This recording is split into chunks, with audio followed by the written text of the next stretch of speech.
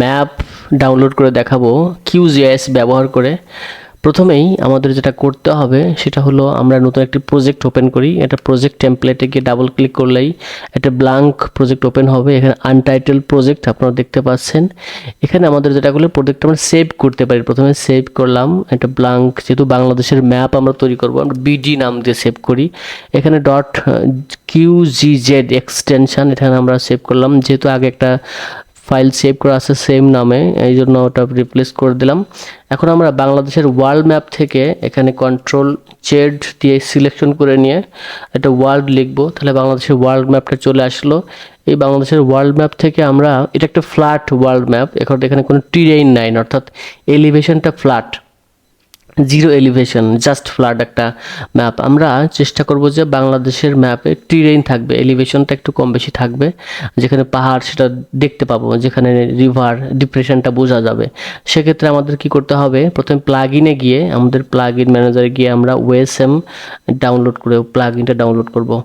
যেমন আচ্ছা, OSM quick map service, এটা থেকে আমরা এই ম্যাপটা ডাউনলোড করে নেব। যেহেতু ইনস্টল করা আছে আমার এই প্লাগইনটা, এটা আমরা ওয়েবে গিয়ে আমরা কুইক ম্যাপ সার্ভিস থেকে গুগলের যে অপশনগুলো রয়েছে স্যাটেলাইট বা টেরেইন মানে এলিভেশনটা বুঝতে পারবো। এই টেরেইন ম্যাপ থেকে আমাদের বাংলাদেশের ম্যাপটাকে এক্সপোর্ট করে নেব। কিভাবে করতে হবে তাহলে, সেক্ষেত্রে এখানে আমাদের প্লাগইন, আরেকটা প্লাগইন ইউজ করা লাগবে। সে প্লাগইনটার নাম হলো ওএসএম ইনফো। এটাকে আমরা ক্লোজ করে দিই।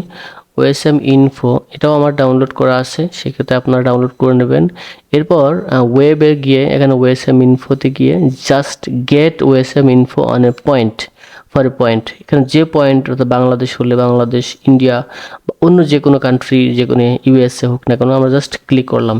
এখানে ক্লিক করলে এটা যদিও ইন্টারনেট কানেকশন লাগবে, এখানে লোডিং হতে থাকবে based on the internet connection. এখানে বাংলাদেশের যে লেভেল, অ্যাডমিনিস্ট্রেটিভ লেভেল, এটা শো করবে।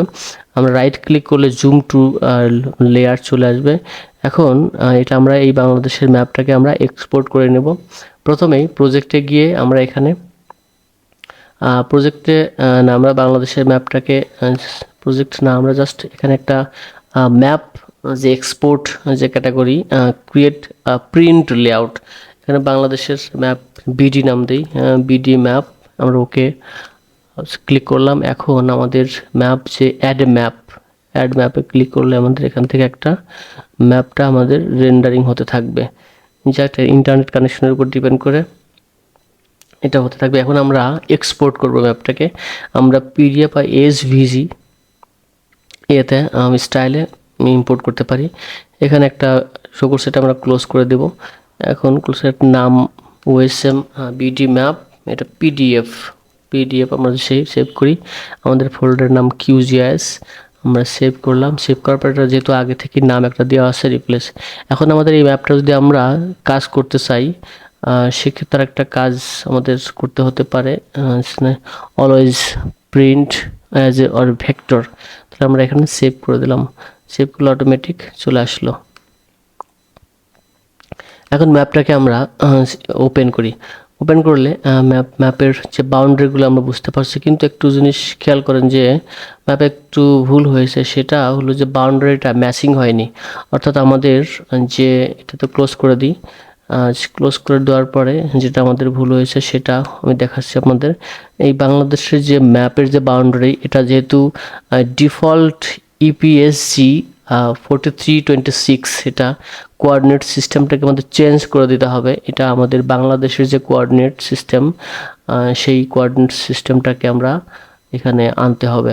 বাংলাদেশের কোঅর্ডিনেট সিস্টেম যেন গুলশান, যেটা বাংলাদেশ ট্রাভার্স মার্কেটর, এটা আমাদের যদি ওকে করে দিই, তাহলে এটা আমরা বাংলাদেশের কনসিস্টেন্সি চলে আসে আমাদের।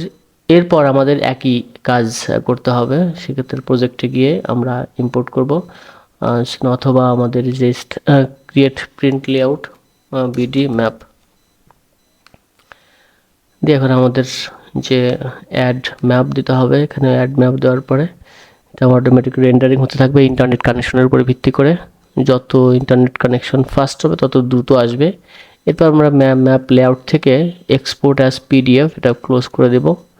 ক্লোজ করে দেওয়ার পর ম্যাপ পিডিএফের জাস্ট পিডিএফটা রিপ্লেস করে দিই, কারণ আমাদের আগেরটা তো ভুল ছিল। রিপ্লেস করে দেওয়ার পর এখন export, always export as vector, যদি আমরা এটাকে উপর কাজ করতে চাই পরবর্তীতে সুন্দরভাবে। এখন আমরা ম্যাপটা ডাউনলোড হয়ে গেছে ডেস্কটপে, আমরা ম্যাপটা দেখি এখন ম্যাপটা কেমন হয়েছে। দেখুন ম্যাপটা কিন্তু অনেকটা সুন্দর হয়েছে আগের তুলনায়, যদিও একটু ভুল আছে। যাই হোক, কোঅর্ডিনেট সিস্টেমটা একটা গুরুত্বপূর্ণ সুন্দরভাবে। তবে আমাদের ম্যাপটা বাংলাদেশের ম্যাপ ট্রেন এলিভেশনটা বোঝার জন্য, যেমন এখন ট্রেন এলিভেশনটা বোঝা যাচ্ছে। যদি বাংলাদেশের ম্যাপের যে বাউন্ডারিটা আপনার দেখাতে না চান, তখন সেটা কিন্তু আরেকটা কাজ করা যেতে পারে। যেমন আমি বাংলাদেশের ম্যাপের বাউন্ডারিটা দেখাবো না, তখন এই যে এক্সপোর্টের যে অপশন, এখানে কিন্তু আমার ডাবল ক্লিক করতে হবে, ম্যাপের উপর ডাবল ক্লিক করতে হবে।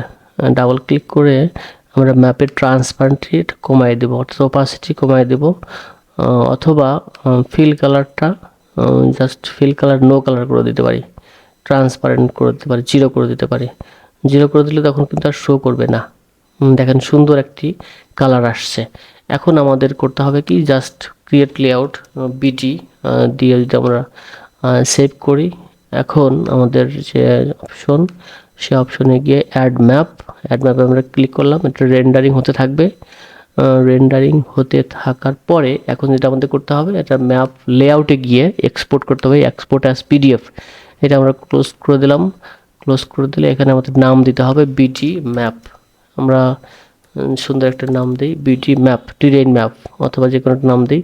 সেভ করলাম। এখন অলওয়েজ এক্সপোর্ট অ্যাজ ভেক্টর, আমরা পরবর্তীতে এই ম্যাপের উপর কাজ করব। তখন একটা ম্যাপ ডাউনলোড হয়ে গেল। সেম ম্যাপটা আমরা এখন দেখি কম্প্যারিজনটা বোঝার জন্য। দেখেন ম্যাপটা কিন্তু এখন সুন্দর লাগছে। যদি এটা জুম করি তাহলে কিন্তু ভালো লাগে, যেমন এটা প্রত্যেকটাই, এটার নামগুলো কিন্তু দেখা যাচ্ছে সুন্দরভাবে। যাই হোক, এটা আমাদের আজকের ম্যাপে কীভাবে আমরা ট্রেন ম্যাপ এক্সপোর্ট করলাম গুগল ম্যাপ থেকে খুব সহজেই, ওয়ান ক্লিকে